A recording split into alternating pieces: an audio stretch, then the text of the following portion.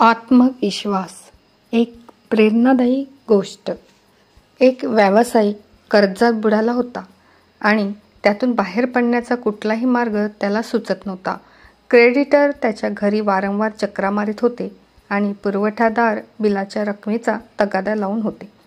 असाच तो एका बगीच्यातील बेंचावर डोके हाताने धरून बसला होता। या कर्जाच्या सापळ्यातून वाचण्यासाठी काहीतरी चमत्कार घडावा असे त्याला खूप वाटत होते। अचानक एक वृद्ध त्याच्या समोर उभा झाला। मला वाटते तू खूप अडचणीत आहेस, मला वाटते मी तुला मदत करू शकतो, वृद्धाने त्याला नाव विचारले आणि एक चेक लिहून त्याच्या हाती दिला।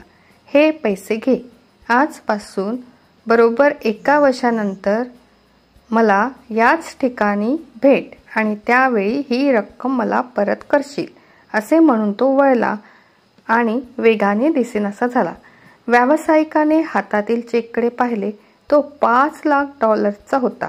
खाली सही होती, जॉन डी रॉकफेलर, जगातील सर्वात श्रीमंतांपैकी एक। या रकमेतून माझे कर्ज चुटकीसरशी संपेल, व्यावसायिक पुटपुटला।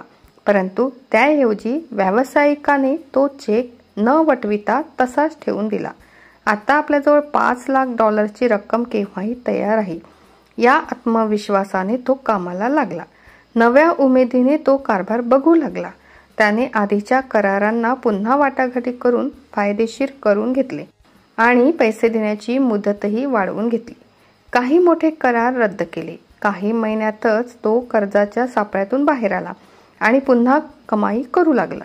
बरोबर 1 वर्षानंतर तो त्याच बागेत न वटविलेला चेक घेऊन आला। ठरल्याप्रमाणे तो वृद्ध तिथे पुन्हा उपस्थित झाला। व्यावसायिक त्याला त्याचा चेक देणार आणि आपली यशाची गाथा सांगणार।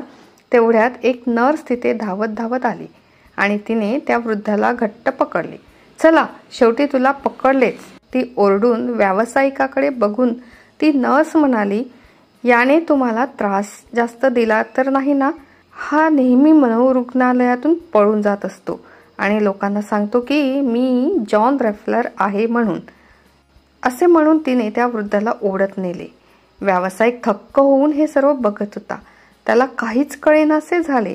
गेले वर्षभर आपल्याजवळ $5,00,000 रक्कम केव्हाही तयार आहे या थाटात तो करार करीत होता।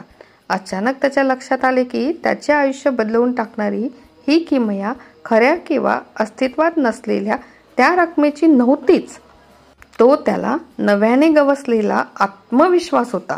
त्यानेच त्याला कर्जाचा डोंगर उपसण्याची शक्ती दिली होती। तर मित्रांनो, या गोष्टीचं तात्पर्य काय आहे तर आत्मविश्वासाने कोणतेही कार्य केल्यास यश हे हमखास मिळते।